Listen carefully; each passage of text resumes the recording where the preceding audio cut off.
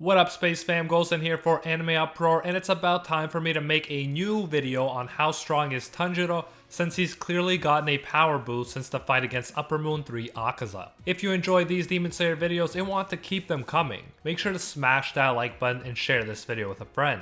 If you haven't, be sure to subscribe, and this is crucial, hit that notification bell or you will miss new Demon Slayer videos. For more Demon Slayer content and to help me decide what videos I make in the future, make sure to follow my Instagram at AnimeUproar.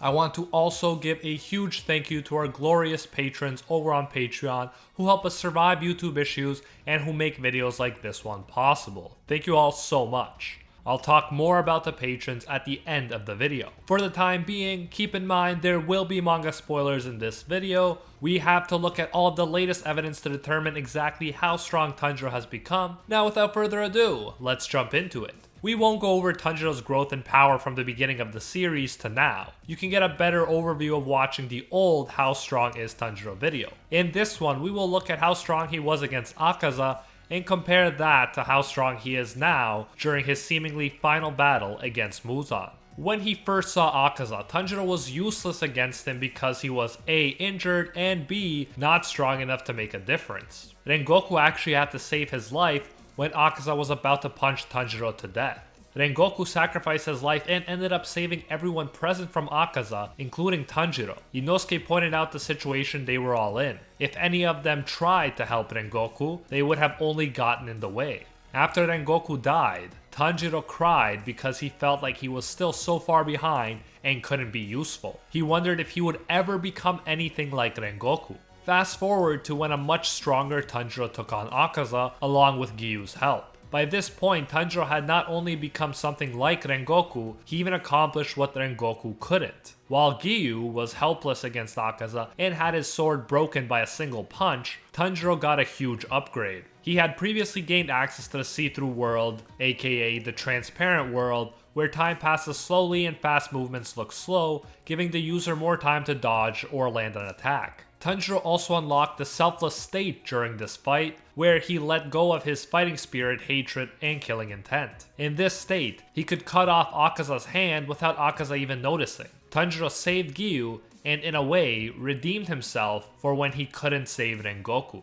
When he saw it, Akaza could tell right away how strong this selfless state is. Every fiber of his being, down to each strand of hair, told him to kill Tanjiro right away. He used an OP final form move that launched countless blows in a short window of time. Gyu, an experienced pillar, was hit by 100 blows all at once, and yet Tanjiro was unfazed by the attack. He could have even snuck up on Akaza, who couldn't sense him because of his lack of fighting spirit, but he chose not to. He straight up told him that he was going to cut off his head. Akaza knew he was coming. He saw him coming, and yet he could not prevent Tanjiro from cutting his head off, a feat that Rengoku couldn't even accomplish. Even Akaza admitted that Tanjiro grasped something that surpassed his own speed. Akaza called this the domain of supremacy that he had been seeking for most of his life. Everyone who thinks that Tanjiro just got him because Akaza couldn't sense his fighting spirit is oversimplifying the matter.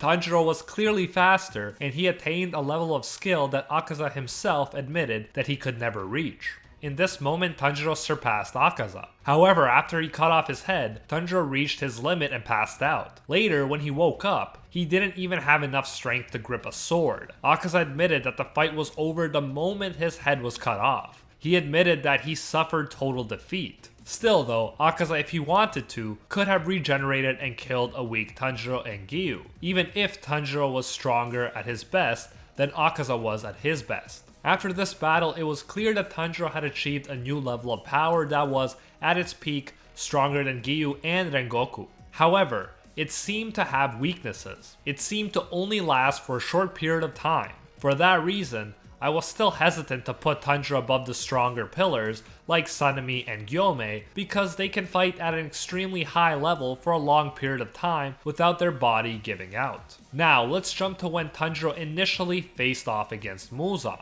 That was a very anticlimactic moment. Tanjiro couldn't keep up with the pillars. He got hit in the right eye and he had trouble maintaining his breathing. He hit into a wall and was about to be taken out by Muzan before Iguro saved him. Iguro even told him to stay back because he was a troublesome encumbrance. A bit later, Tanjiro passed out because Muzan's flesh-eating poison had spread throughout his body. He didn't even really get a chance to enter the see-through world or his selfless state. If we only had this to go off of, it would be impossible to put Tanjiro above the strongest pillars. However, during his sleep, Tanjiro got an upgrade. He gained access to the memories of his ancestor, and in the process he saw Yoriichi, the strongest demon slayer and the first user of the Breath of the Sun, in action. Tanjiro is Yoriichi's successor, and the Dance of the Fire God was his family's way of passing down the strongest breath, the Breath of the Sun. Tanjiro saw all 12 forms performed by Yoriichi, and that helped him a lot. He realized that he had wasteful movements.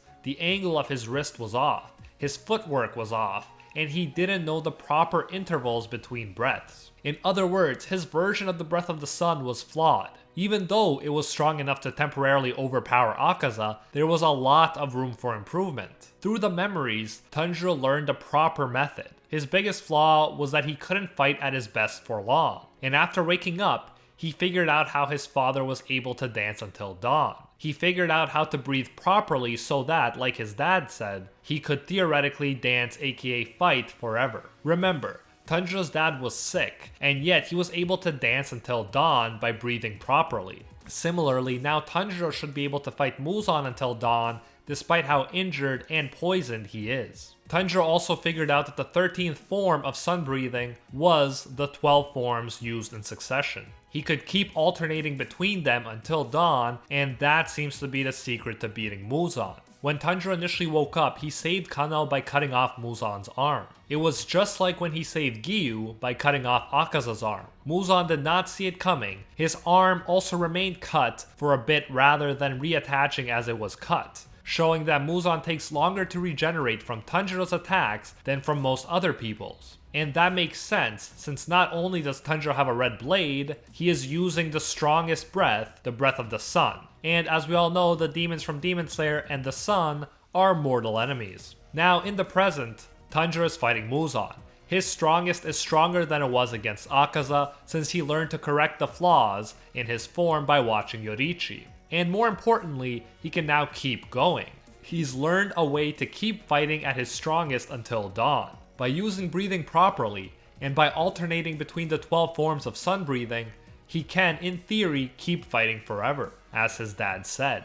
It also doesn't hurt that Muzan sees Yoriichi looking back at him every time he looks at Tanjiro. His PTSD is activated and it probably throws Muzan off even more.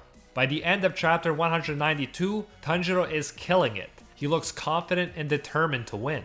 Muzan was able to defeat Gyomei, Sanemi, Gyu, Zenitsu, Inosuke, and Kanao when they were all working together. Gyomei even lost his left leg, and Gyu lost his right arm. Although I couldn't say it before, I can say it now. Tanjiro has become the strongest living demon slayer. He has surpassed the strongest pillars, and even alone, he is fighting better than they were together.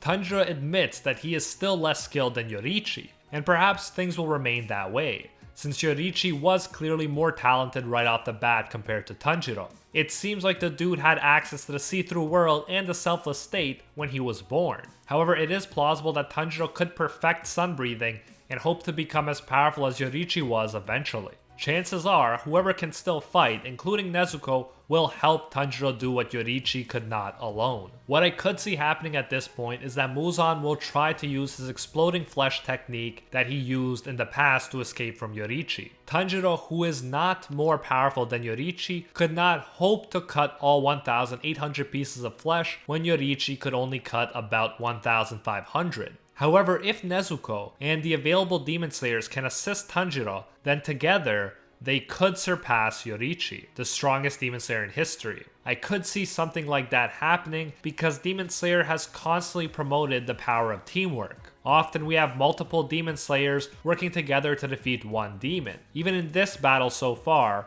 yes, Tanjiro is fighting alone, but he would not even be alive to fight if Rengoku hadn't saved him from Akaza, and he would not be able to fight effectively if his ancestors hadn't passed down Yoriichi's sun-breathing forms. Even now, Tanjiro has only come this far because he's gotten so much help from others. However, I think he'll get some more help before the story is through. Even though a lot of the Demon Slayers look like they're in bad shape now, it's not uncommon in this series for characters who passed out to regain consciousness later and help in the nick of time. So I wouldn't cross off Zenitsu and Inosuke, and definitely not Nezuko, from helping out in the future. But yeah, as far as the series goes, it seems like it's going to be ending soon, since the protagonist has already surpassed the other characters in power, and the final battle with the main villain is taking place. Whatever happens, this has been an amazing series, but I do hope to see some power upgrade from Zenitsu before it's all wrapped up. I'd hate for its last fighting moment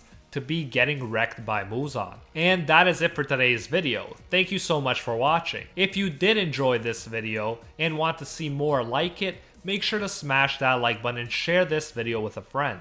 That really helps the channel out. If you haven't, be sure to subscribe, and this is crucial. Hit that notification bell or you will miss out on new Demon Slayer videos when they come out. For more Demon Slayer content, epic quotes, and to help decide what videos I make in the future, make sure to follow us on Instagram at AnimeUproar. A special thank you goes out to our patrons over on Patreon who help us survive YouTube issues and who help make videos like this one possible. First and foremost, I want to thank our The One Tier patrons, the ones who stand atop all clans: Steven Ingrata, Alola Natem, Makoto-kun, The World, Steelers, The School Bus, and Tyson Quirino. And I can't forget our Pro Hero tier patrons, the one and only Gilgamesh, Nothing But a Fan, Jason Wilson, King Zeldris, $50 Beat, Alpha Dio, Anatoly Kazatsky, Angel Cruz, Team Sparky65, Cricket XP, Rohan Kapoor, Jessica Maloney, Emperor Otaku, Timothy Edward Vargas, Gene Dark, and Joe Stanton. Thank you all so much.